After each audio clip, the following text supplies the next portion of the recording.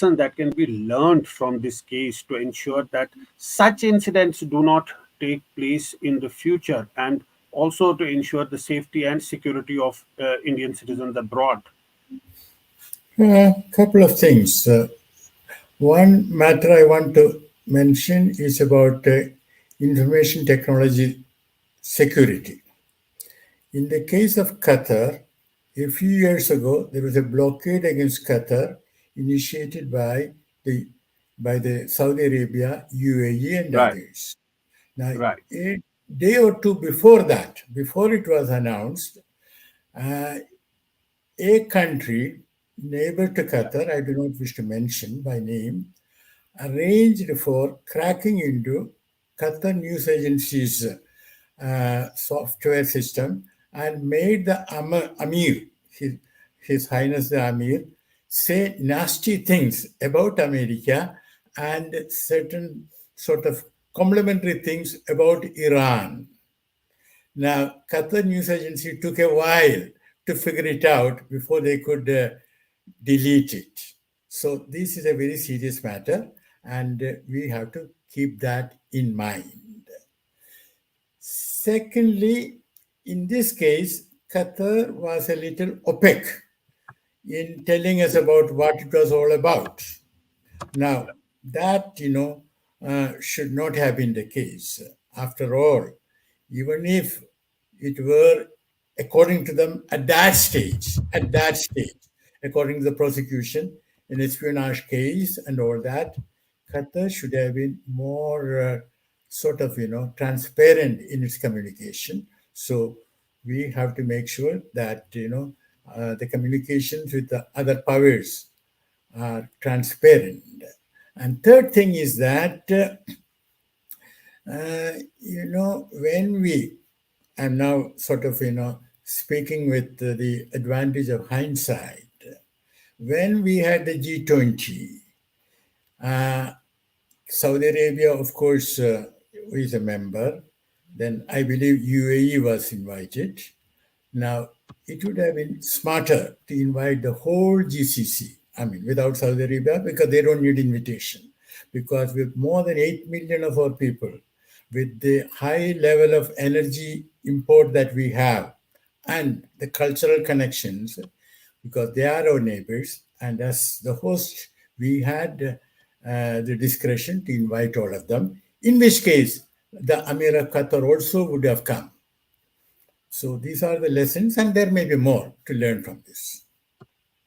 right. In fact, the MEA has now, they had issued a statement, but now they have spoken about this and said that Prime Minister Narendra Modi was personally supervising New Delhi's efforts to free 8 Navy veterans jailed in Qatar. The External Affairs Ministry has said hours after 7 of them landed in India.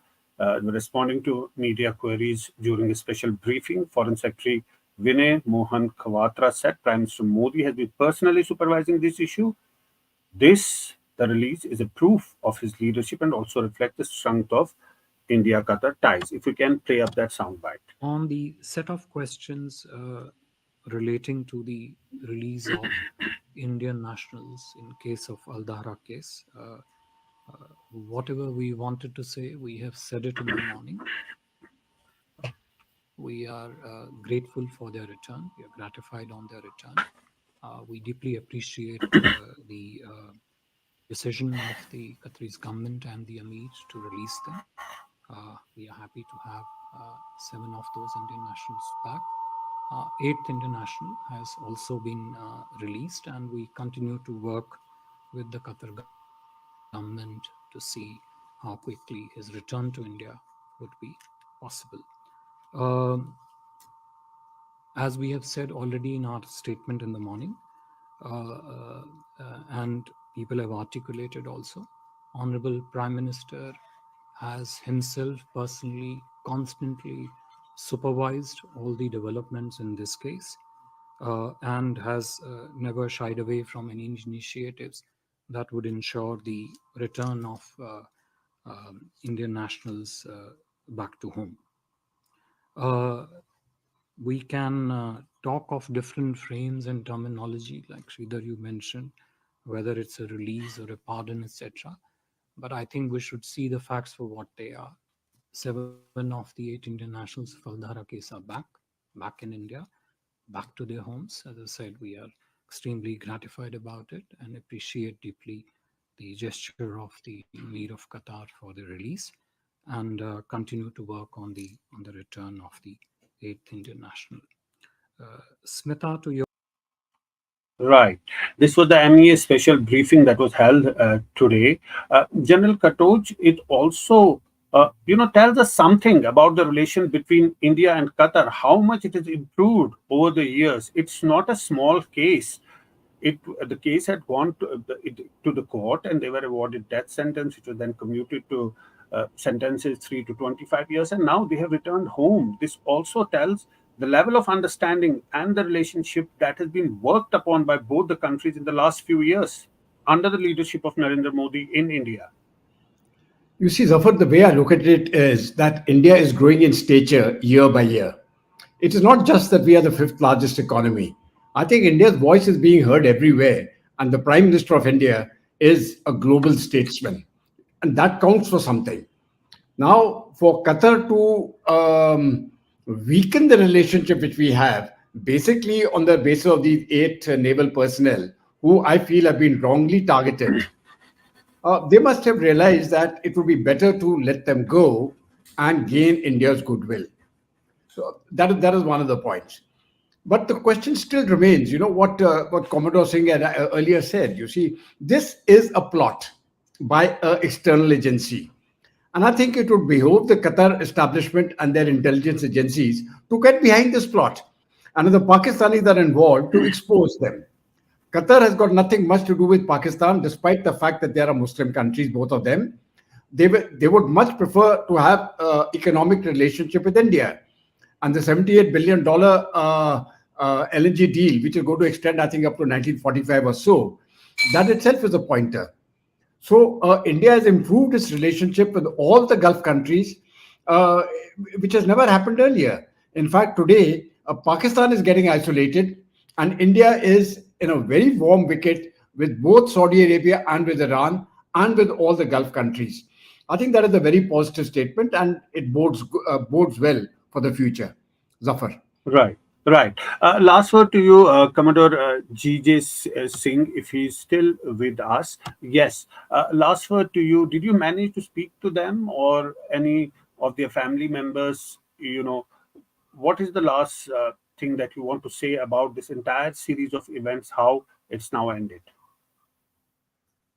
No, I have not been able to talk to anyone because I think they're not within that same, like, I'm a bit senior to them. I'm not their course mate or anywhere near their course.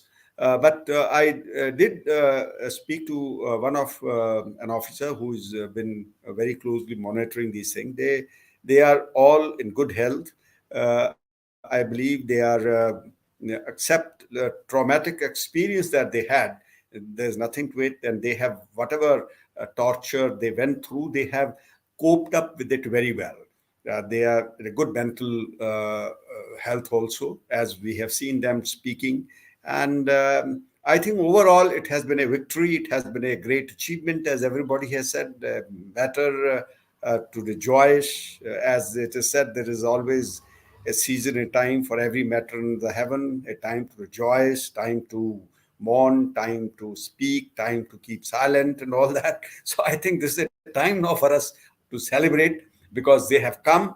Uh, that is what we were looking out at. Otherwise, call it anything, pardon, call it release, call it a redemption from hell. I will put it this way, because when we heard the news of their being uh, put to gallows and coming from there, I call it is a redemption from the hell to the Garden of Eden again. It had come Right. back to That is our that's own country.